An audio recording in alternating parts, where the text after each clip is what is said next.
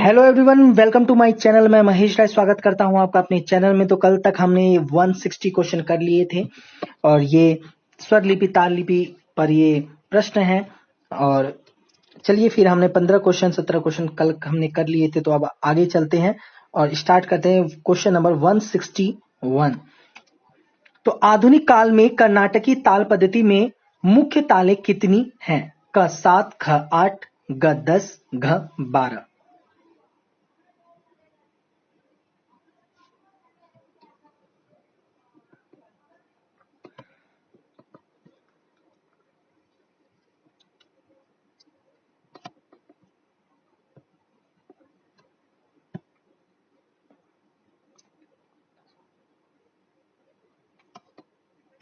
तो इसका जो सही आंसर है वो है क 7।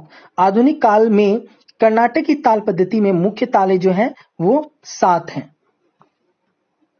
आगे चलते हैं क्वेश्चन नंबर 162। कर्नाटकी ताल पद्धति में 7 मुख्य तालों में है ध्रुव, मठ, रूपक, झप, त्रिपुट। 8 सातवां ताल क्या है? क लक्ष्मी, ख त्रिताल, ग दादरा या घ एक ताल। यहाँ पे ये कह रहे हैं कि 7वां ताल आपको यहाँ पे बताना है।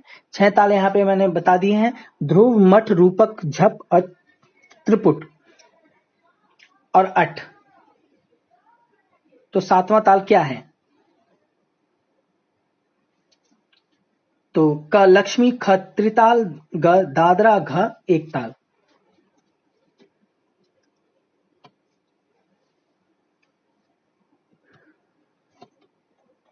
तो इसका जो सही आंसर वो है घ एक ताल 7वां ताल है। और ये जरूर याद रखना, इससे क्वेश्चन जरूर आ जाता है। ठीक है, तो ध्रुव, मठ, रूपक, झप, त्रिपुट। ठीक है, डिफरेंट ताल इसमें हो गए। ये आपका ध्रुव ताल हो गया और त्रिपुट हो गया। ठीक है, त्रिपुट हो गया, ये बहुत ही डिफरेंट ताल है। ऐसे क्वेश्चन आ जाते हैं, रूपक झप आपको मिलेंगे और एक ताल। ठीक है, तो ये 7 ताल आप याद रखना। फिर से बता देता हूं, ध्रुव, मठ, रूपक, झप, त्रिपुट और एक ताल। आगे चलते हैं क्वेश्चन नंबर 63।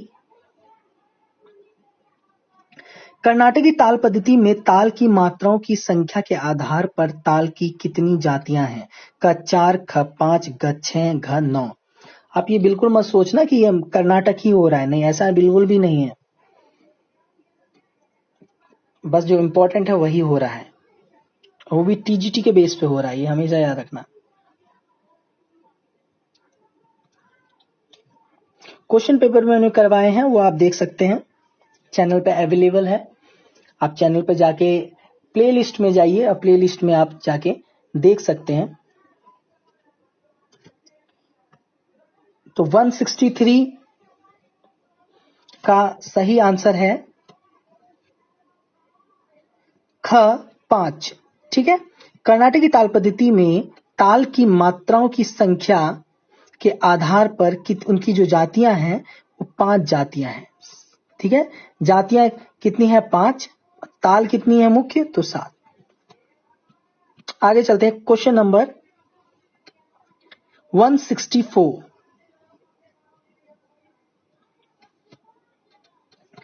ताल की 5 जातियों में 4 जातियां क्रमशः शस्त्र, शस्त्र, मिश्र तथा खंड। तो 5वीं जाति क्या है? तो क त्रिपुट, ख गुंजा, ग विकीर्ण या घ संकीर्ण।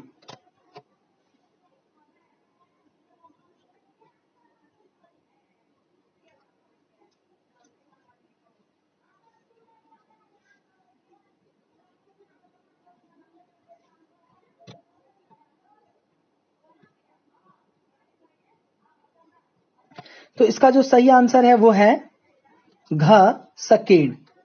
ठीक है, इसकी जो 5 जातियां हैं तो चशस्त्र, तिशस्त्र, मिश्र और खंड और संकीर्ण। आगे चलते हैं क्वेश्चन नंबर छोटा करते हैं थोड़ा। 165 प्राचीन काल में 108 ताल पद्धति में कितनी अंग माने जाते हैं? ठीक है, ये क्वेश्चन है। क 6, ख 7, ग 8, घ 10।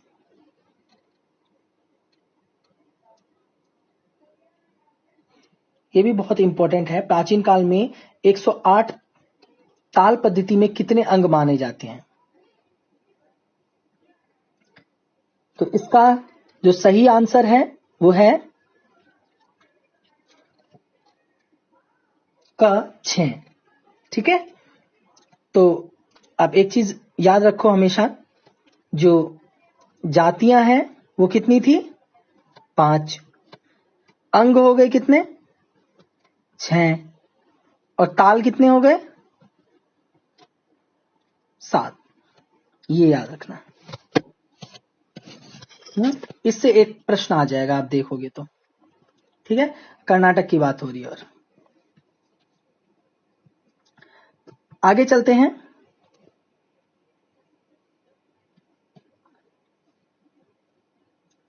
Question number 166। 108 ताल पद्धति के 6 अंगों में 5 के क्रम से नाम है गुरु, प्लुत, काक, पद, लघु, ध्रुत। तो छठा अंग क्या है? क वृहत, ख अणुद्रुत, ग तीव्रा, घ सारंग।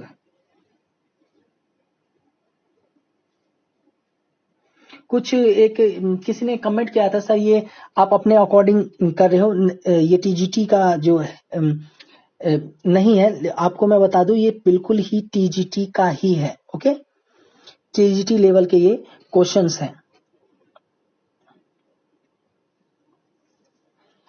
बस आप ये ध्यान रखना कि टीजीटी के क्वेश्चन जो आएंगे वो घुमा के आएंगे, और गलत भी क्वेश्चन आएंगे, देख लेना।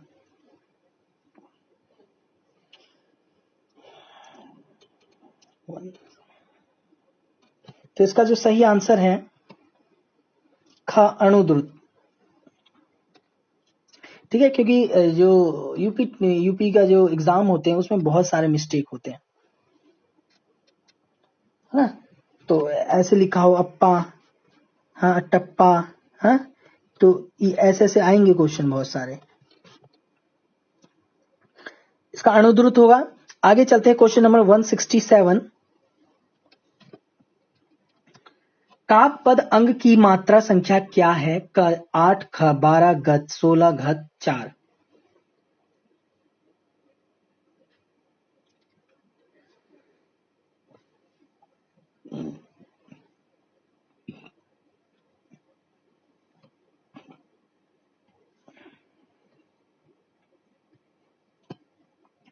तो काक पद अंग की जो मात्रा की संख्या वो है 16। ठीक है,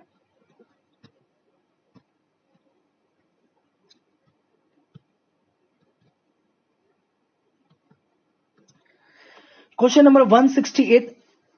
आधुनिक काल में 35 ताल की पद्धति में केवल 3 अंग का ही प्रयोग होता है, जिनमें 2 है लघु व द्रुत। तो तीसरा अंश कौन है? क काकपद, ख प्लुत, ग गुरु या घ अणुद्रुत।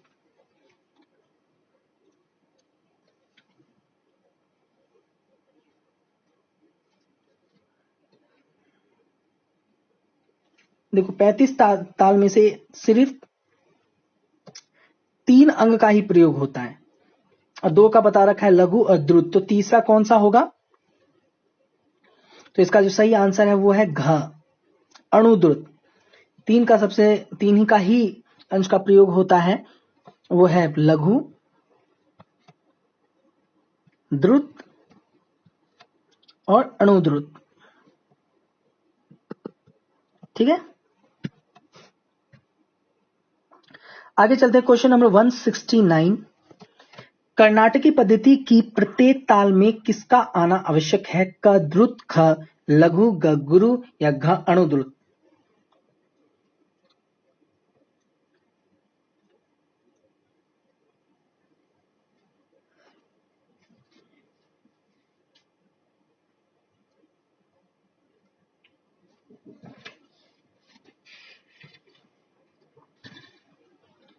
आप जो टीजीटी का मुझे बार बार ये बताना पड़ेगा, लेकिन बताना तो नहीं चाहिए, लेकिन आपको मैं बता देता हूँ। आप जब टीजीटी का जो सिलेबस देखोगे यूपी टीजीटी का, तो उसमें आप 7वां पॉइंट देखोगे, ठीक है।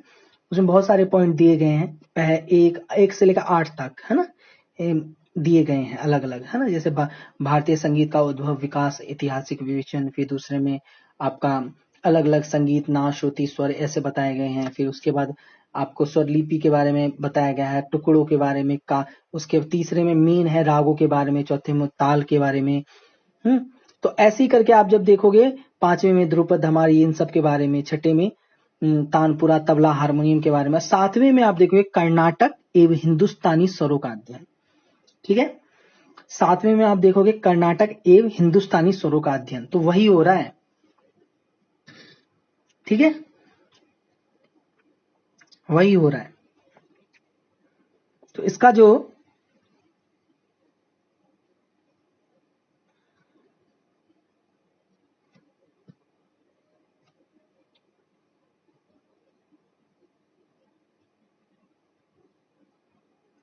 इसका सही आंसर है ख, लघु, ठीक है।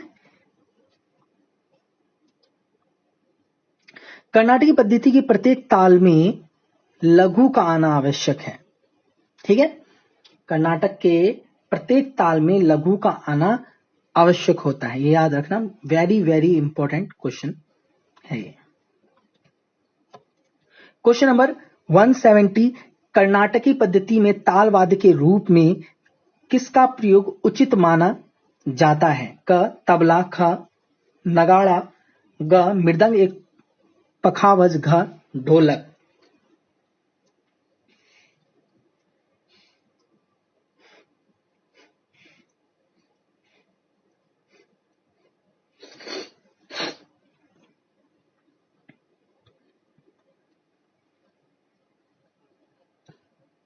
तो इसका सही आंसर है ग, मृदंग एवं पखावज, ठीक है। कर्नाटकी पद्धति में ताल वाद्य के रूप में मृदंग और पखावज प्रयोग उचित माना जाता है, ठीक है। कर्नाटक में जो ताल वाद्य उपयोग होता है मृदंग और पखावज होता है, मृदंग मुख्य रूप से होता है, ठीक है, उसके बाद पखावज। आगे चलते हैं क्वेश्चन नंबर 170,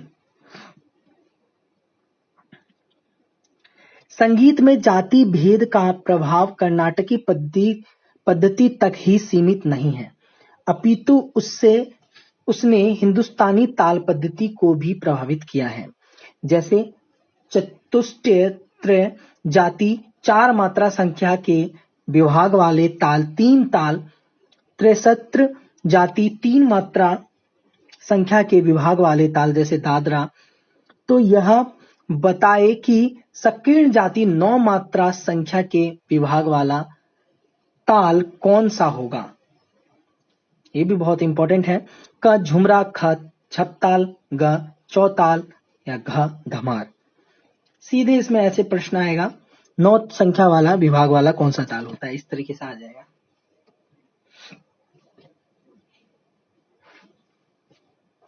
अब यहाँ पे एक चीज याद रखना, जैसे यहाँ पे एक चीज बहुत अच्छी बताई गई है, चतुष्ट के लिए में चतुष्ट का मतलब 4, त्रय का मतलब 3, ये याद रखना। तो चतुस्र का हो जाएगा 4 मात्रा संख्या विभाग वाला, जैसे 3 ताल में 4 विभाग होते हैं ना, धा धिन धिन धा, धा धिन धिन धा, धा तिन तिन ता, ता धिन धिन धा, हो गए 4 मात्रा में। उसके बाद आप ये हो गया तेशस्त्र में, हो गया 3 मात्रा, धा तिन्ना धा तूना, ये 3 मात्रा वाला हो गया आपका दादरा। तो इसमें पूछा है ये संकीर्ण कैसे होगा, 9 मात्रा संख्या के विभाग वाला।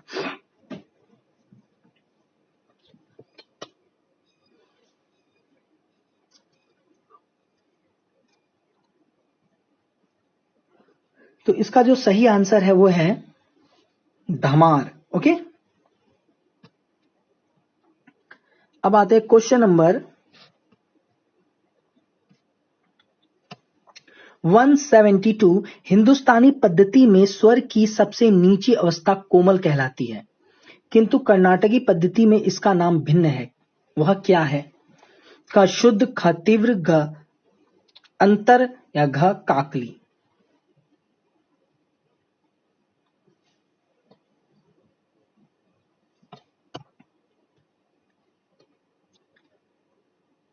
तो इसका जो सही आंसर है वह है क शुद्ध। कर्नाटकी पद्धति में जो स्वरों की सबसे नीची अवस्था है वो शुद्ध ही है, ठीक है, याद रखें।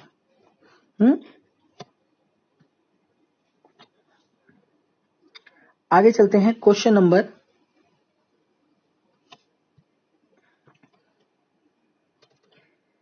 हिंदुस्तानी पद्धति में म को छोड़कर शेष सभी स्वर नीचे होने पर विकृत होते हैं, तो कर्नाटकी पद्धति में वे ऊंचे होने पर क्या कहलाएंगे? क शुद्ध, ख विकृत, ग तीव्र या घ अंतर। 173 क्वेश्चन नंबर है।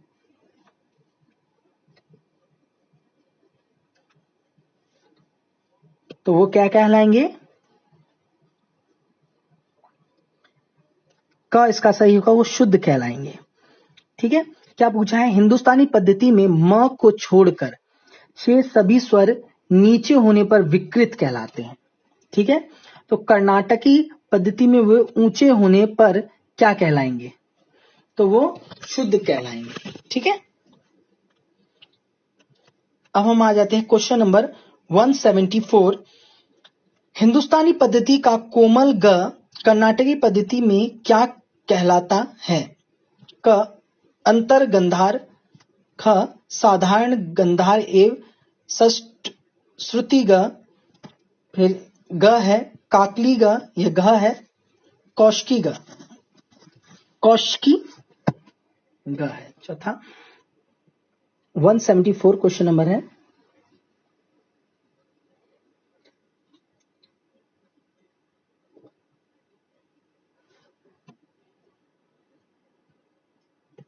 तो याद रखना, हिंदुस्तानी पद्धति का कोमल ग जो है कर्नाटकी पद्धति में कहलाएगा साधारण गंधार एवं षष्ठ श्रुति ग। ओके, आगे चलते हैं क्वेश्चन नंबर 175। उत्तरी संगीत पद्धति राग प्रधान है, ताल का स्थान द्वितीय है, तो कर्नाटकी पद्धति में किसकी प्रधानता होती है? क ताल, ख राग, ग मात्रा, घ स्वर।